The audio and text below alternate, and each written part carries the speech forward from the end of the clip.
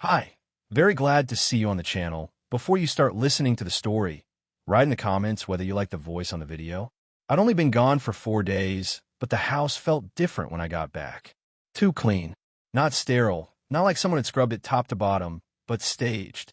The kind of clean that doesn't come from daily tidying, but from deliberate preparation. The throw pillows were fluffed in that hotel-perfect way Amanda usually found unnecessary. The shoes by the door were all hers, lined up evenly. Mine were still scattered the way I'd left them, like they didn't belong anymore. The conference I'd attended was boring. A regional IT security training. 200 guys in the same polos, sipping coffee from the same urns, nodding through jargon we already knew. But it was worth the certification. Amanda had encouraged me to go. It'll give us more flexibility later, she'd said. Besides, I'll be slammed this weekend anyway. She was heading to a teacher's conference in Indianapolis. Left the same day I did. Had packed light. Said she wouldn't be needing much because it was all lectures and networking events. Don't worry if I can't FaceTime, she'd told me, brushing my cheek with a kiss. I'll be so fried by the end of each day. You'll probably be glad I'm not talking your ear off. We laughed. I didn't question it. But when I walked through the front door Sunday afternoon, something didn't sit right. There was a faint scent, floral, but unfamiliar. Not Amanda's usual. Candles? Perfume? Whatever it was, it hadn't lingered from before the trip. It was new, fresh, recent. She came downstairs, smiling like nothing had changed. Hey, you're home early. Wrapped up faster than expected, I said, watching her closely. Her hug felt normal. The way she leaned in. The way she smelled like the shampoo she always used. But there was a tightness in her voice. Not nervousness, control. Like she was trying too hard to sound relaxed. How was the conference? I asked. Long, she groaned. So many breakout sessions. And the coffee was criminal. She pulled away and stretched. You want to order something? I didn't feel like cooking. Sure, I said. You beat me back. Got in an hour ago. Thought I'd unpack and chill before you showed up. I nodded. Hotel treat you okay? She waved her hand. It was fine. Basic. You know how these teacher events are, talking budgets and curriculum while surviving on granola bars. That was the first time I noticed it. The slip. Amanda didn't use surviving lightly. She wasn't the kind to embellish. She once called the Grand Canyon neat after hiking it. So hearing her toss in those extra words, it fell off. Like she was trying to sell a version of the story she'd rehearsed in the mirror. We sat on the couch later, scrolling through takeout apps. She tossed out her usual spot, then pivoted to a new Thai place across town. You'll love their mango curry, she said. Had it once, last semester. Field trip thing. Another quick recovery. Another twitch of discomfort in her smile. I played along. Ordered the food. Ate beside her. Watched her scroll through her phone like everything was normal. But her screen was always angled slightly away. And when I got up to grab another drink, she immediately locked it before setting it down. Monday morning, I checked her suitcase. I told myself it was to find a laundry she hadn't unpacked yet, but that was a lie. What I wanted was something out of place. What I found was her travel bag, too light. Inside were 3 items. A charger, a packet of almonds, and a pair of folded leggings. That was it. No notes. No receipts. No brochures from a weekend conference she claimed was packed with activities. That night, I asked her casually, did you bring anything back from Indy?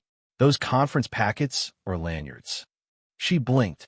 Oh, no, they were paperless this year. Everything was online. I smiled. Makes sense. She kissed my cheek again. You're cute when you try to act interested. I laughed. But inside, something had already begun to shift. Because I knew her tells. And Amanda was hiding something. It wasn't one thing. It was all of them. The little pauses in her voice when I asked casual questions, the way she folded laundry twice as fast as she used to, like she was rushing to move on from something. Amanda had always been careful with details, methodical. But lately she'd started skipping steps, half-zipped bags, forgotten mugs on the counter, the thermostat left on a setting that didn't match the weather. People don't get sloppy when they're distracted. They get sloppy when they're lying and trying to make it look like they're not. That Wednesday, for days after we both returned from our weekends away, I came home from work to find Amanda in the garage, reorganizing the bins on the shelves. Something she hadn't touched in months. She wore workout clothes, her hair tied up. I stood quietly behind the door and watched her for a moment. "What's got into you?" I said eventually. She startled slightly, then smiled. "Just getting ahead on spring cleaning." "It's October." "Exactly," she laughed. "No one sees it coming." She dusted off her hands and walked toward me. "Did you eat lunch?" I nodded. "Had something small." "Good. I'm making that stuffed pepper dish you like tonight." Amanda hated that dish. Said the peppers always turned out soggy. I didn't comment, just watch her walk back inside and disappear into the kitchen. That night at dinner, she talked about her students, upcoming parent-teacher conferences, and some email chain with faculty about budget cuts. She played her part well, engaged, tired, mildly frustrated. It was so believable it would have worked if I hadn't already felt the hollowness in her tone. After she fell asleep, I got up and went to her office. I wasn't looking for anything specific. I was just trusting instinct at that point. Her laptop was closed, but not locked.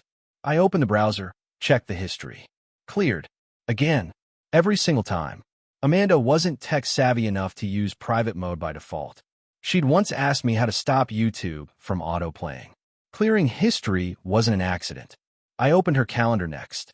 Her work email had a few scheduled events labeled Unit Dev Session and Peer Eval Lunch.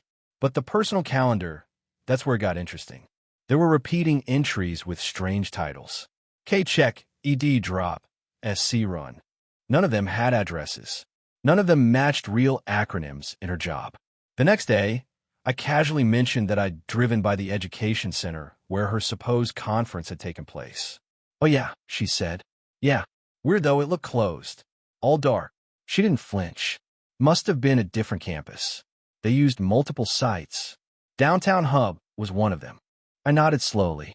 Makes sense. Friday evening, I decided to dig one level deeper. That's when I found him. Well, who I thought was him. He was in one of her Instagram tags from a few months back. A man named Derek, fellow teacher, tagged in a photo from a school event. He was leaning into the frame with Amanda, both of them smiling. Normal, sure. Except I remembered her saying he was annoying, the kind who talked too loud and made dumb jokes. So why tag him? I clicked his profile. Private. But the thumbnail image showed him standing beside a yellow cab. That was the detail. Amanda once told me she called a cab instead of a rideshare during her last conference trip. Said she trusted old-school drivers more than some random app dude. And here he was, school colleague, cab access, connected through social media. I looked through Amanda's phone log. Nothing under his name, but there were a couple of unlisted numbers that had called at odd times. One of them as late as 1:17 a.m. during her weekend away. I copied the number. Searched it. It traced back to a local taxi dispatch. Now I was getting somewhere.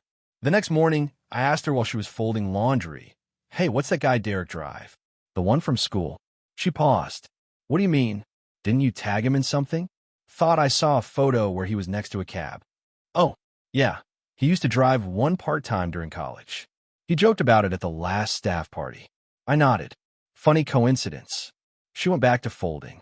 I almost confronted her then. Almost pushed the moment to the edge. But I stopped. Because even if Derek was connected, something about her answer had been too smooth. Too ready. And just like that, I realized he was the decoy. Whatever Amanda was hiding, it wasn't Derek. And she wasn't done hiding it yet. It was raining hard that Sunday. The kind of rain that presses silence into the walls of the house, tapping just loud enough to make everything else feel muffled. Amanda was upstairs, supposedly grading essays. I was in the garage under the pretense of looking for an old extension cord, but really I was buying time, waiting for the moment she'd plug in her headphones, zone out, and stop wondering what I was doing. I ended up in the storage closet near the basement. It was mostly filled with holiday decor and things we never used, old paint swatches, a slow cooker she hated, one of those massage neck pillows we bought on a whim and instantly forgot about. But wedged between two stacked plastic bins was a small black shopping bag. No label on the outside, but the handles were knotted neatly like it had just been picked up and carefully stashed. Inside, a navy blue silk tie, still in its box, tissue wrapped with a tiny tag that read, "You earned this." Hey, I didn't own that tie. I didn't wear silk. And I sure as hell didn't earn anything from Amanda that warranted a secret gift bag and a signed note using only her initial like she was in some Jane Austen novel. I stood there for maybe 2 minutes, letting the rain drum over the silence, letting that wave of heat rise in my chest, but not explode. Not yet. Instead, I walked it back. Every memory of her going to town for something quick. Every time she asked me to grab groceries so she could finish a project. All the errand trips that didn't add up. And now a gift. Hidden. New. Meant for someone else. But no sign of when she planned to deliver it. I didn't scream. I didn't break it. That would have been too easy. Too satisfying. I needed her to think I was still blind. So I got clever. That evening, while she was in the shower, I took the tie out of the bag. I replaced the tissue paper with a near-identical one from an old shoebox. I pulled the tie halfway from its roll and used a toothpick dipped in clear glue to leave the faintest splotch on the inner lining. Not visible at first glance, but enough that after being worn or tied, especially in heat, it would leave a faint stick, a pull in the thread, a tiny flaw she couldn't explain. Then I put it all back. Bag, box, tissue. Not tied, just as she had it. Back into the shadows it went. That night, she asked if I want to watch a movie. I nodded. You pick. She curled next to me on the couch, casual, innocent, phone in hand. At one point, she smiled at something on her screen and typed quickly. When she caught me glancing, she turned the phone slightly away. Work group chat, she said. Planning a fall trivia night. I raised an eyebrow. What's the category? She smiled. Education puns, mostly. It's super dorky. Sounds like you're kind of fun. She laughed and bumped her shoulder into mine. Don't judge. But I wasn't judging. I was watching, tracking the way she lit up while texting, the way she muted her notifications after responding, the way she set her phone screen down when she got up for water, even though she used to leave it face up without a second thought. Later, after she went to sleep, I pulled up the Wi-Fi admin panel, checked the connected devices. Her phone had auto-synced to a cloud folder that hadn't existed before. Name, F22 docs. I accessed the backup. Mostly PDFs, boring teacher slides, some budget outlines, a few photos of whiteboards. But nestled between them, a file named g_pass.pdf. I clicked it open. It wasn't a conference pass. It was a voucher. A print-ready coupon for a town car service. Valid for unlimited rides within city limits for 2 days. Date stamped for the same weekend she'd gone to Indy. I stared at the screen for a long time. Then saved the file. Created a folder titled Amanda Double Life, and logged the date. She hadn't given that tie yet, but I knew she would. And when she did, it would fall apart in his hands, just like everything else she'd built in secret. By midweek, I was almost sure I had him. A name, a number, a pattern. The voucher I'd found pointed to a local car service, and a receipt history, scraped from Amanda's sync files, showed the driver ID as 3057. It wasn't much, but it was enough to start digging. I called the company, posing as a customer. Said I'd lost a watch in a backseat and gave them a random address near downtown. Do you happen to know who was assigned to that route last weekend? I asked, injecting just the right tone of casual confusion. The dispatcher hesitated. That's driver 3057, Chris. You can leave your contact info and he'll reach out. Chris. No last name. No email. But I had a first name now. I checked Amanda's phone backup again. No saved contact for Chris. No messages under that name. But a few unsaved numbers popped up repeatedly.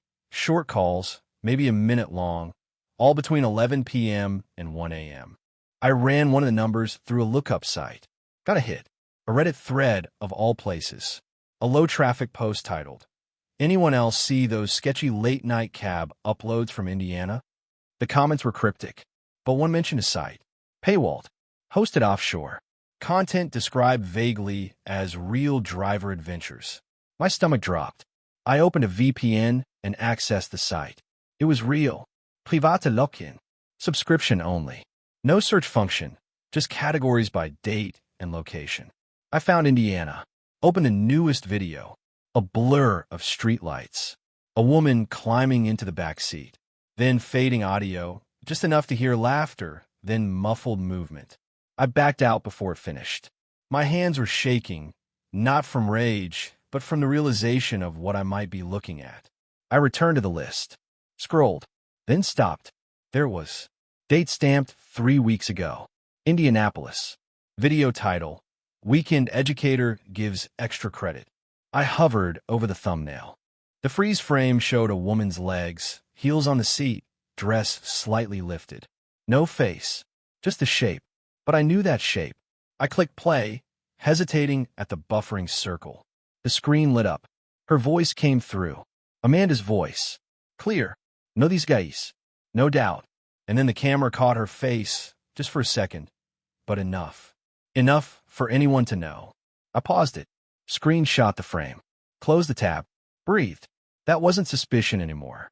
That was truth. But I didn't yell. Didn't confront. Instead, I called my buddy Vince. You remember that cab company you mentioned last year? The one your cousin used to drive for? Yeah. Need a ride? Not exactly. I explained the situation, lightly. Said I suspected something shady with a driver. Needed a name run. He got back to me within the hour.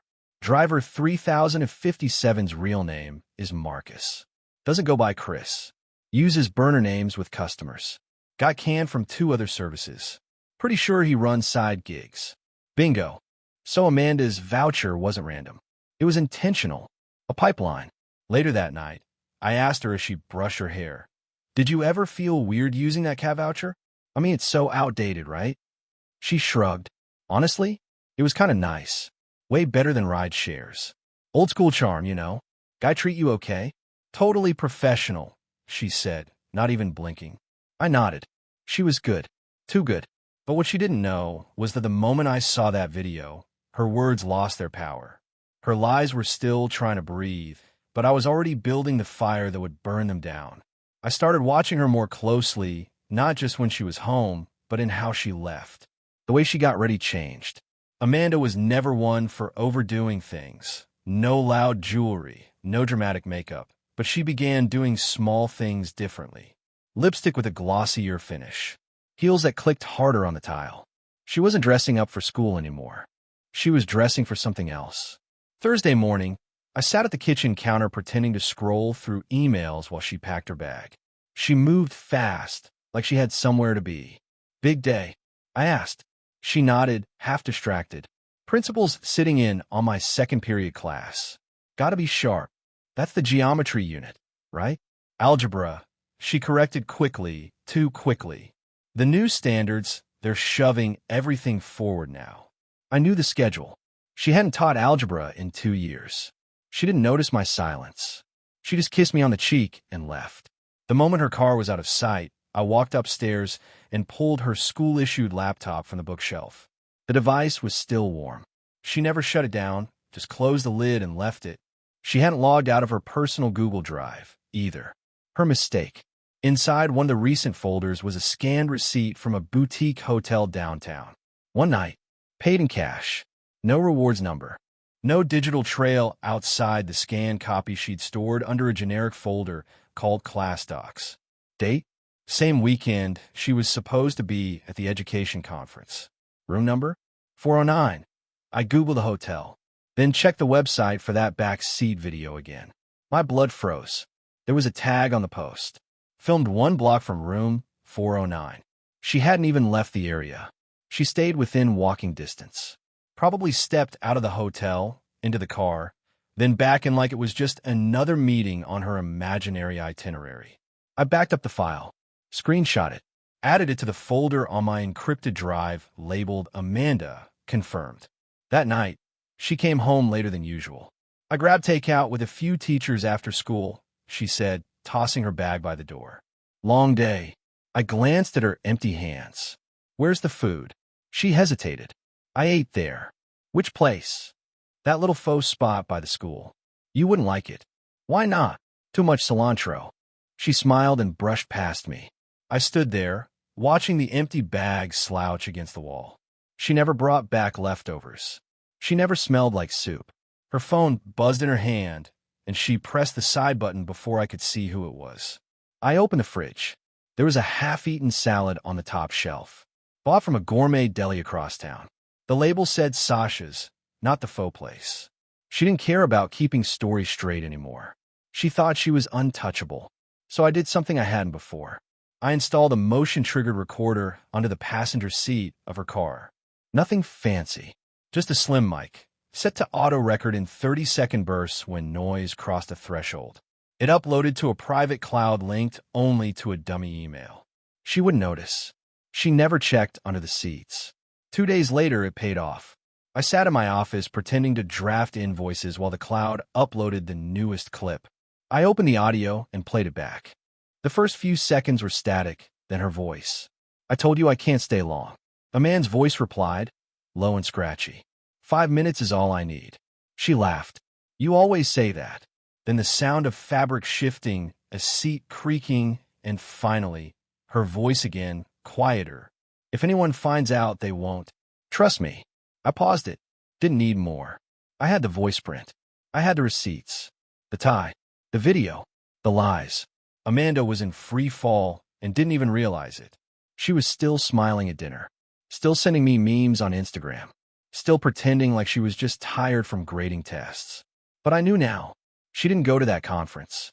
She didn't care about her students. She cared about attention. And that attention was about to cost her everything.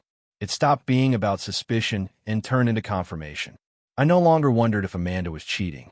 I was simply calculating when and where she'd do it next. Her lies weren't even clever anymore, just routine. Worn out like cheap tires on a long drive to nowhere. She claimed to have a department meeting on Saturday. "We're updating rubrics," she told me over breakfast, pushing scrambled eggs around her plate like she'd lost her appetite. "It's a half-day thing. Some workshop lead from Ohio is coming in." I didn't flinch. "Sounds important." She nodded. "It's boring. You'd hate it." "I'll just get stuff done around the house," I said, folding my napkin. She looked relieved. That told me everything. She left at 10:02 a.m. I waited exactly 11 minutes, then followed at a safe distance. Her car took a hard right off the interstate, not toward the school district office like she claimed, but downtown, same area near the hotel from her previous conference. She circled once, then pulled into a strip mall lot and parked at the far end. Within 2 minutes, a yellow cab pulled up beside her. Same model, same faded decal on the side. She got out of her car, opened the cab door, slid in, like she'd done it 100 times before. I stayed back, parked behind a fast food joint where I had clear sight of the lot. Watched the cab back out, turn down a side street, and disappear behind an old warehouse row. I opened the tracking app on my phone. The motion-triggered mic under the seat was live. It caught everything. Her laugh. The unmistakable rhythm of someone trying to pretend what they were doing wasn't disgusting. This time, there was music playing in the background, some low jazz station, the kind you'd expect in a cheap hotel bar. Then her voice. I thought you said the camera was off this time. His voice came next, unmistakably amused. "Auto uploads. I can't help it. Just for me." She said nothing. Then, "You promise no one sees?" He grunted something unintelligible, but I heard enough. I pulled up a site I'd kept bookmarked since last week. The same one with the video. Sure enough, a new upload appeared mid-afternoon. Different angle. Same setup. Same woman. Her face was turned away most of the time, but it was Amanda. Same dress. Same scarf. Same voice whispering into his ear. I closed the tab and sat there for a moment, letting the stillness of it wash over me. I wasn't devastated anymore. I wasn't even angry. I was focused. I drove home calmly. That night, she came in, hair slightly windblown, cheeks pink from the cold. "The meeting ran long," she said, kicking off her shoes. "They had us fill out survey forms and everything." "You hungry?" I asked. "Starving." I made pasta while she sat at the table, scrolling through her phone. At one point, she laughed at something and turned the screen toward me, but I didn't even look. I handed her the plate and sat down across from her. She twirled noodles, chatting about some assessment standard no one at her school had ever heard of. I watched her hands. Steady. Practiced. Not a twitch of guilt. And that's when I knew she thought she'd won. She believed I was still the Kevin who left quietly, who didn't pry, who trusted his wife. But I'd changed. I didn't just want her caught. I wanted her exposed. Publicly. Permanently. While she cleared the plates, I went upstairs, opened the file folder on my encrypted drive, and dragged every photo, every video frame, every bit of audio and metadata into a project editor. Labeled it Unfiltered a lesson plan Amanda forgot to teach. She was about to learn how it felt to be a subject instead of teacher, and she'd never see it coming. By the time the next weekend arrived, I had all the proof I needed. Not hearsay, not implication, real evidence, visual, audio, dates, times, location tags, voice samples. I didn't just know she was cheating. I knew where, when, how often, and with whom. But I wasn't interested in confrontation. I wanted control. Confrontation gives people time to spin. Control gives you silence and leverage. Friday night, Amanda came home buzzing. She claimed one of her students had written her a thank you letter, said she was making a difference. She waved her phone around like a trophy. I smiled, poured us both a drink, and asked her what kind of difference she was making at strip mall parking lots behind unmarked cabs, but only in my head. Out loud, I said, "You deserve it." She clinked her glass against mine. Sometimes I feel like I'm finally doing something right. I watched her drink, watched her swallow her own delusion. That night, while she showered, I finished burning the files. I made 3 DVD copies, one for the school board, one for her mother, and one for the PTA president. Each envelope included a printed screenshot, Amanda's face, the cab, and the timestamp. No names needed. The image did all the talking. I printed a cover note too. Simple, anonymous. Indiana teacher Amanda L. Documented moral misconduct. Discrete footage source attached. For your review, I included a flash drive with each one, labeled conference footage. Let them draw their own conclusions. Saturday morning, I watched her leave again. She wore the same scarf from the video, the one with the frayed edge she never noticed. She said she was headed to an early training session. I nodded and waved. She blew me a kiss from the car. An hour later, I dropped the envelopes in 3 separate mailboxes across town. By then, my bags were already packed. I didn't need anything fancy. Just the basics: laptop, clothes, the hard drive, a printed copy of my passport. My new apartment was waiting 2 states away, arranged weeks ago under a work relocation pretense. Back at the house, I walked upstairs and placed a sticky note on the bathroom mirror. In bold marker, it read, "You wanted to be the main character. You're viral now. Enjoy unemployment." I didn't sign it. Didn't need to. Then I walked back down, locked the door behind me, and stepped into the fresh air like I hadn't breathed in years. The first sign that everything had landed came on Monday morning. At exactly 8:07 a.m., my phone vibrated with a message from Vince. No words, just a screenshot of a school board thread that had leaked into a private educator group. Urgent. Faculty conduct issue under review. Amanda L. to be placed on administrative leave pending investigation. I stared at the message without blinking. I could picture her face when the email came in. I could picture the slow unraveling, the denial turning to panic. I didn't smile. I just sat still, soaking in the stillness. This wasn't joy. It was justice. By 10:13 a.m., the news had rippled further. My burner email pinged with another message. An anonymous staff member forwarded a photo. Amanda, standing in the front office, arms crossed, face pale, being escorted by the assistant principal to a private meeting. Her purse still slung over her shoulder. Jacket barely on. She hadn't expected this. Of course not. That was the point. An hour later, the local parenting group on Facebook exploded. The PTA president had apparently opened her envelope first. There are no names in the captions, but the image, the one with Amanda's leg bent against the cab's front seat, the timestamp in plain view, was making rounds in group chats. Some were saying it was fake. Others were matching her scarf to old event photos. It didn't take long. By noon, the school board released a bland statement about inappropriate conduct captured on unverified media platforms. It was the kind of sanitized language used when no one wants to say what everyone already knows. Amanda didn't come home that night. She didn't call, didn't message, didn't post a single thing. She went silent, like she knew someone was listening now. I was already 2 states away by then, unpacking in a small 3rd-floor apartment with creaky floors and a view of a cracked church steeple. Peaceful, clean, quiet. No staged pillows, no mystery scarves. Just me and a laptop, and the beginnings of something else. A blog. I titled the first post, "I Married a Backseat Star." I wrote like a ghost, distant, sharp, deliberate. Not bitter, just detailed. I told the story without naming her. I used initials, coded cities, vague time frames. But I included the screenshots, the transcripts, the voucher, the map of where her cab rides always led. It wasn't a smear. It was documentation. By the next morning, the blog had 11,000 views. Then 20,000. Reddit caught wind. Threads spawned overnight. Speculation flew like wildfire. Who was she? Was it real? Was it legal? People demanded answers. Others sent private messages, some cruel, some confessional. Apparently, I wasn't the only husband with a cab cam discovery. Amanda's school board quietly updated her listing from faculty on leave to terminated for cause. Her mother sent a message to my old number. Long, scathing, pleading. You didn't have to destroy her like this, she wrote. She made a mistake. I didn't reply, because Amanda hadn't made a mistake. She'd made a series of calculated choices, stacked one atop the other, all while smiling through dinners and pretending to grade tests.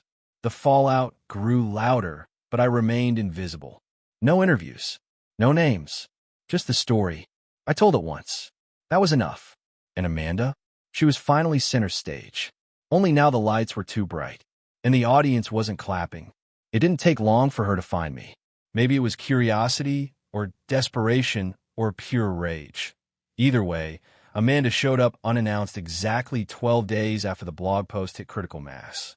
I was coming back from the corner store, 2 bags in hand, when I saw her standing at the top of the stairs to my apartment building.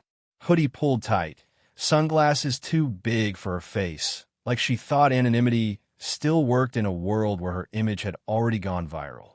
She looked thinner, less sure of herself. Her eyes darted toward mine and froze. Kevin, she said, like it was a plea, like the name itself was a lifeline. I didn't stop walking until I reached the top step, passed right by her, and unlocked the front door. You can't ignore me, she said, voice cracking as she followed me in. You can't just vanish like that. You vanished first, I said without turning around. I just finished the job. She stood in the doorway as I set the bags down. Is this it? You think this makes you better than me? No, I said. It makes me free. She stepped further in, hesitating like she didn't recognize the version of me standing in front of her. I lost everything, she said, voice breaking. My job, my students, my reputation. People I've never met are sending me messages. My mom barely speaks to me. I shrugged. You always wanted to be memorable. This isn't who I am. I raised my eyes then. No? Then who is the woman in the cab, Amanda? Who signs a voucher with someone else's name and hides the receipts in class docs? Who tells her husband she's grading papers while she's climbing into a back seat with a camera pointed at her? Her face twisted. I didn't know about the camera. That's what you're clinging to. She stepped closer. I messed up. I was stupid. I was bored. But it didn't mean I didn't love you. I laughed. You think this is about love? You think love survives being broadcast like a sideshow? She flinched. I was going to tell you, she said quietly. Eventually. No, I said. You were going to get caught. There's a difference. Tears welled in her eyes, but they didn't move me. Not anymore. That part of me had dried up somewhere between the voucher scan and the video upload.